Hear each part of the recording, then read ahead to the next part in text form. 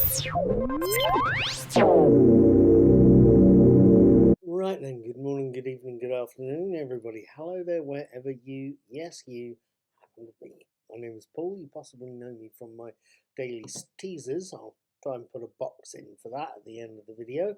But you possibly know I also write TV reviews. I watch TV shows, ones I like, and then I try and tell you about them afterwards. Just recently I've been watching, or over the past few months I've been watching season 4 of The Man in the High Castle.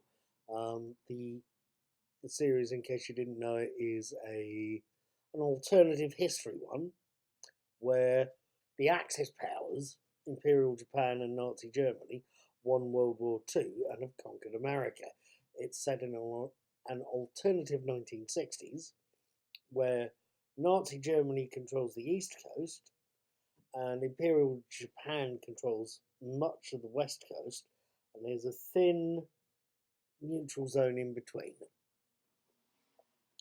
This last finale episode, it's the last one of the show, episode 10, Fire from the Gods, opens with a sort of ambiguous pre-title teaser. It opens with the portal that connects that world to our world, just waking into life, and then going to waking into life, and then closing off again. After the opening titles, it sees Marshal Smith, damn German and its compound words, it sees the Reichsmarshal broadcasting to the nation about how he's going to conquer the Japanese West Coast states of America,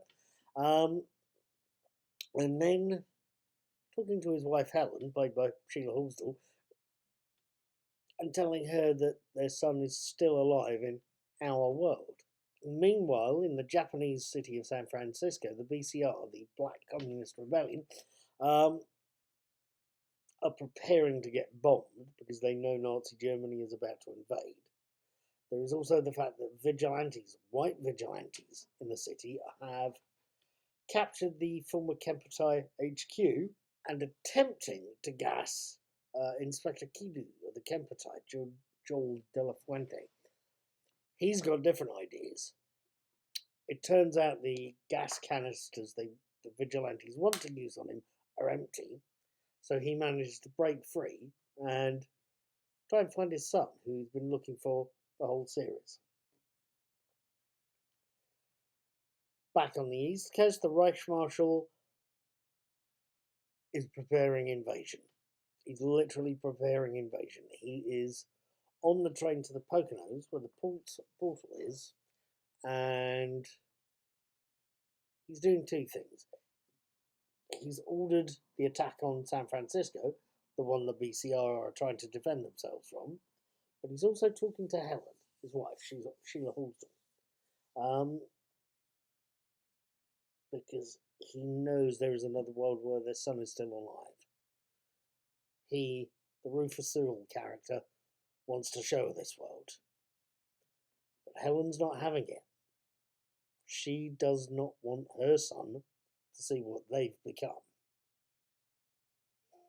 Interestingly twisty, that. So it's complicated, but she basically phones the plan through to the resistance, to Juliana, to the Alexa Davalos character, to let her know they're going to be on the train at 11. It's a complicated episode. Well, actually, no, I tell a lie. It's a fairly direct episode for The Man in the High Castle. It's fairly straightforward. It's a case of bombing the train before the Rufus Sewell character gets to the Pocono Mountains where the portal is. It's a direct episode. It's stop the invasion. But it's also... It's 23:30. Thank you, Katie. It's also an episode that is a fairly good climax, but it's also one that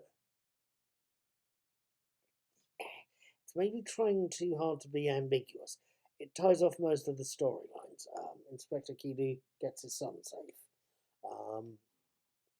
The Reichsmarshal commits suicide when he realises he can't be the person he has to be, or could be. Helen is dead, sticking to her principles, finally realizing she's not the Nazi that her society wants her to be. Hawthorne Abinson finally gets to walk into the sunset, seeing the other world he's spoken about and spread the word about. Robert Children, I thought his story was over in episode 9, but it's not totally. This episode sees him finally making the deal that will let him go to Japan with Yukiko, his wife. That's kind of the sad one. It's tied off those last dangling parts. Apart from one. Apart from Juliana Cranes, the woman whose story started this all, her story doesn't end. She gets to see people coming through from our world and going into her world. But we don't see what happens to her. We don't see if she comes here. We don't see if she stays there. We don't see what happens to her. So it's mildly frustrating and certainly very ambiguous. It's watchable. It's a good tying up of the story. Could have been a little bit better. There's something else though. That ending was also one that could have been better ending. Was also one I actually found vaguely reminiscent of Close Encounters of the Third Kind. You see the character, the main actor in that, he gets onto the UFO at the end of it with a lot of kidnapped Americans coming off it. So in that sense, the finale of Man in a High Castle was both familiar and ambiguous. It could have tied up a bit better. But as it stands, it's a good show. At any rate, all I can ask you to do is go and see this series. Excuse me, that's the water I keep drinking. All I can ask you to do is go and see this series. Let me know what you think. Either leave me a comment here on the video or leave me a comment on the blog. Thank you for watching. Have a good day and check out The Man in the High Castle. You may or may not like it. Thank you for watching.